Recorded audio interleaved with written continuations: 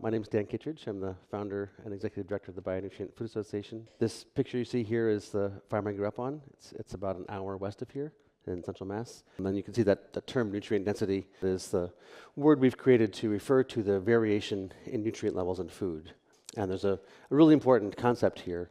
Has anybody ever tasted a tomato from the grocery store in January? Yeah, you ever tasted a tomato from the garden in August? Did you know that you were wired with extraordinarily sophisticated nutrient monitoring systems to discern what's good for you, what's not?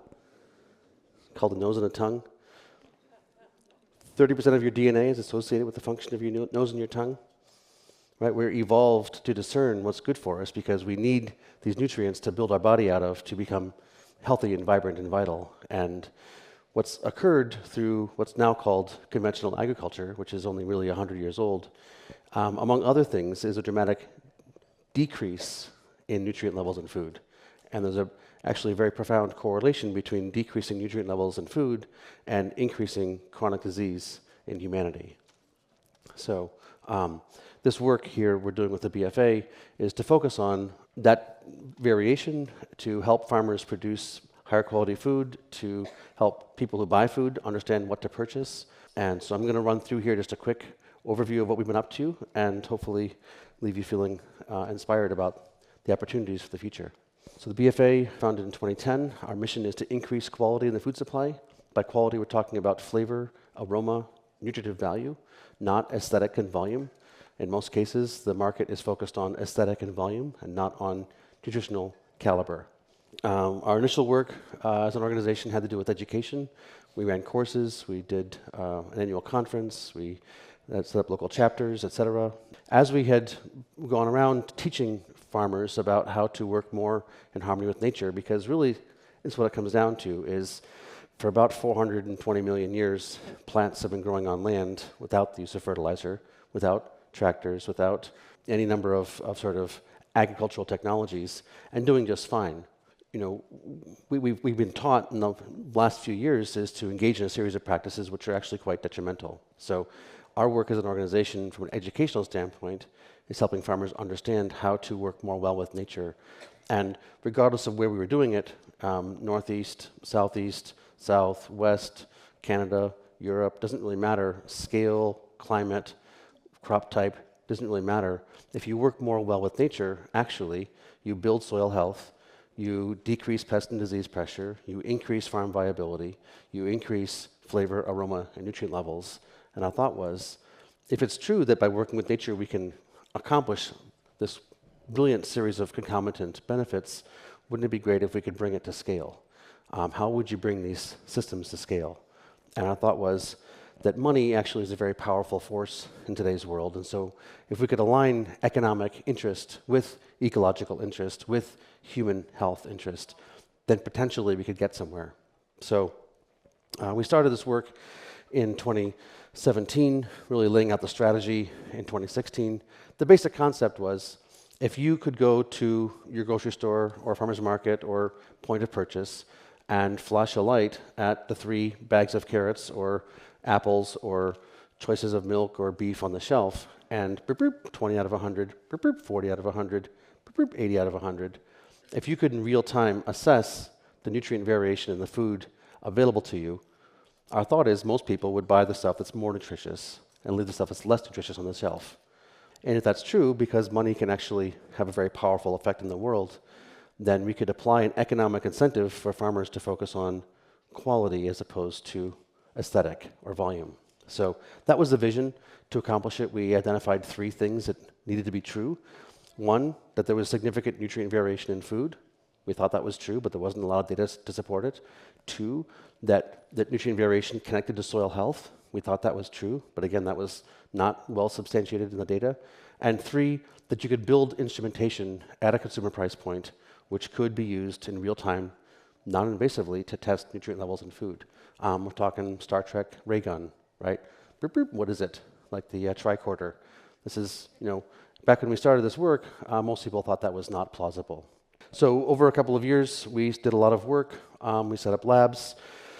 We had people send in samples of crops from across the country, across Europe. They sent in the crops. All those green dots here are farms who sent in the crops in triplicate, along with the soil at multiple depths in triplicate, along with answering a bunch of management data questions. This is the data just for 2020. Altogether, we got about 10,000 crop samples from 25 different crops, almost 8,000 soil samples. We're able to overlay nutrient levels in food against soil metrics, against management practices, and begin to discern what the variations are, what caused them, and whether actually we could test quality. So I'm just going to show you a couple of graphs here. The one on the left is sulfur. You can see at the bottom left it says 8.41. That's milligrams per 100 grams of fresh weight. On the right is 33.19.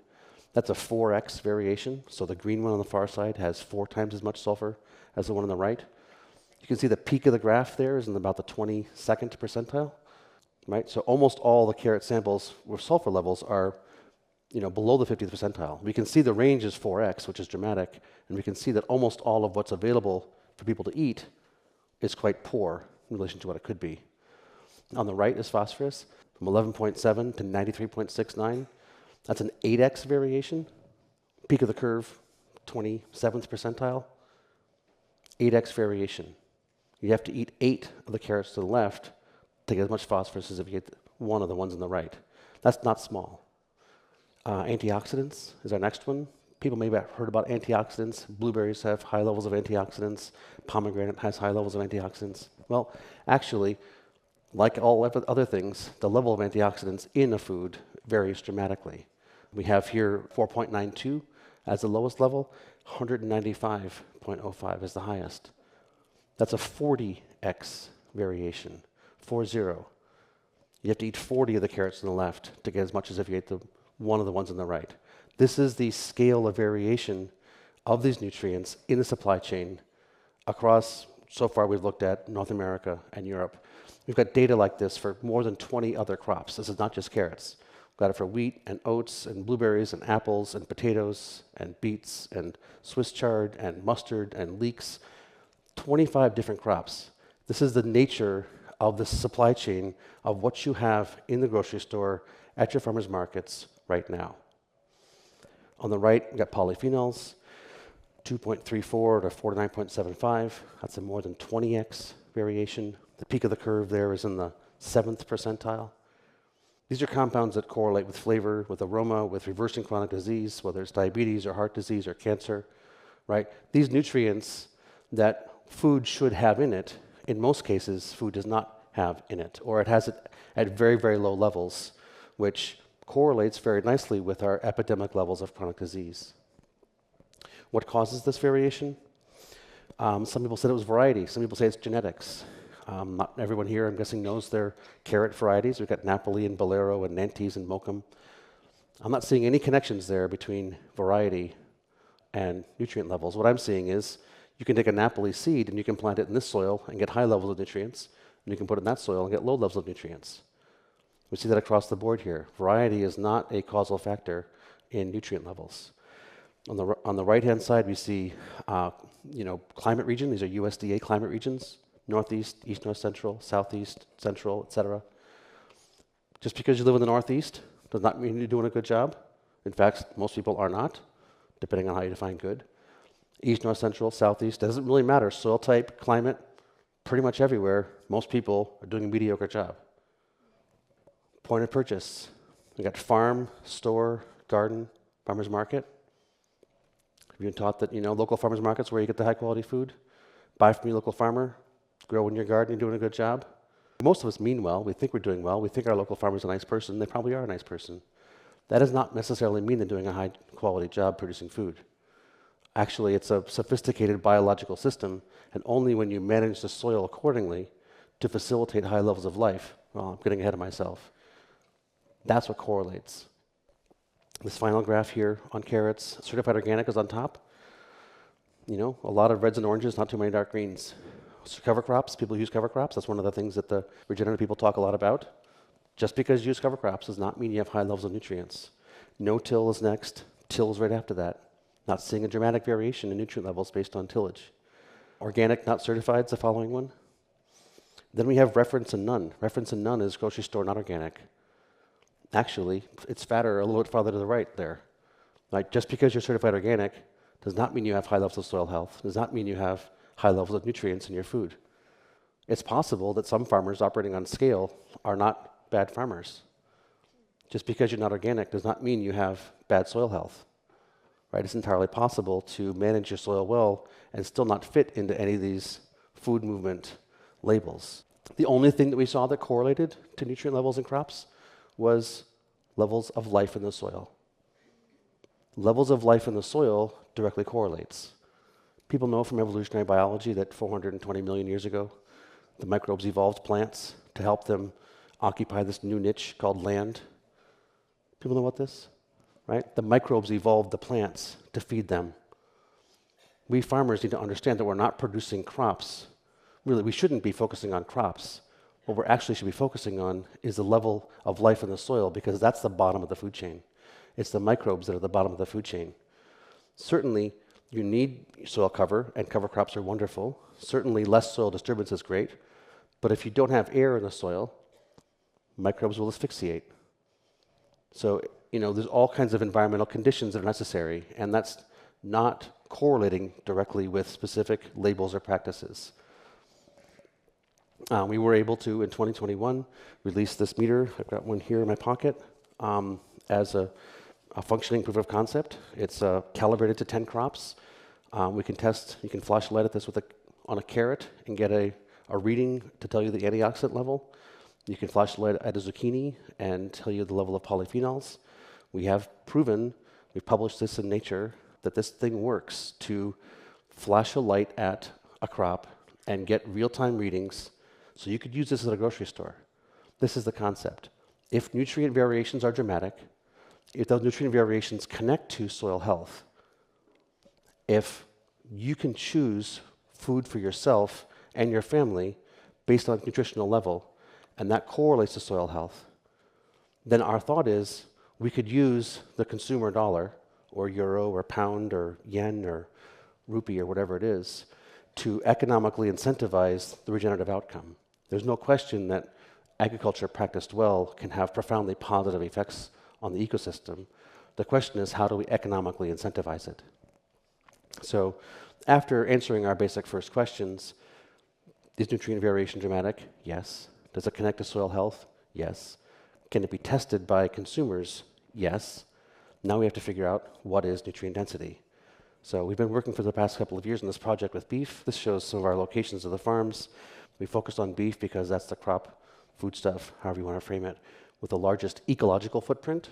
There's more acres of this planet used in the production of beef than anything else, especially if you think about corn and things like that as part of beef production. Our hypothesis was that there's a connection between what the animal eats and what cows evolve to eat causes their beef to be better for you, and what they have been fed now primarily in the supply chain causes them to be less good for you. That was our hypothesis. We've been going through, it's quite an expensive project. It's about $1 million. We had farmers send in samples, triplicate samples of steaks from, we got 4 continents. We're looking at over 100 different nutrients in each steak. They send in the manure, so we're looking at over 200 different species of microbes in the manure. They send in the soil their food grows in, we assess the soil. They send in the food the animals ate, we assess that. They answer a bunch of questions about their management practices and how they're raised. We've actually done some side-by-side trials with human feeding. So feed humans this kind of beef and see what happens to their inflammation markers. Feed them that beef and see what happens to their inflammation markers. Actually, as well, feed them some fake meat and see what happens to their inflammation markers. The idea here is if we can collect a bunch of metadata and look for patterns, we can calibrate instrumentation that will be that will be connected to this definition of nutrient density. Can we actually figure out 80 out of 100, 20 out of 100, 40 out of 100? Can we develop a simple way that people could assess these things in real time? Our vision here is to go through step by step, crop by crop, looking at the nutrient levels in the food, looking at the environmental conditions, looking at the human health connections, and being able to come up with a basic definition of good and bad. This is 100, this is the best possible steak, this is the worst possible steak, this is the best possible milk, the worst possible milk, the best possible wheat, the worst possible wheat, the best possible carrots, the worst possible carrots. If we can engage this process step by step and define quality in food, and then build calibrations for instrumentation, we can give people, consumers, the ability to choose what's best for themselves and their family, and let economics drive this regenerative outcome. As I understand it, the technology in your phone currently is sufficient to accomplish this. Like this little camera you've got back here, most everybody's got a smartphone in their pocket. Through hyperspectral imaging, through the capacity that our camera phones have, if we had the data collected, you could literally pull out your phone, flash the light of the carrots, and get those readings. This is a possibility. The way we're doing this project is open source in the Commons. We're a nonprofit. Our thought is that this information needs to be open and trusted. It can't be a black box proprietary algorithm like the Facebook algorithm or the Google algorithm, right? If we can create this structure where this information is understood and agreed upon and properly credentialed, we bring in the best scientists in the world to help us come to these conclusions. If we can define relative quality in food and give people the ability to assess it, that economic incentive can profoundly shift the way we engage agriculture. Thank you.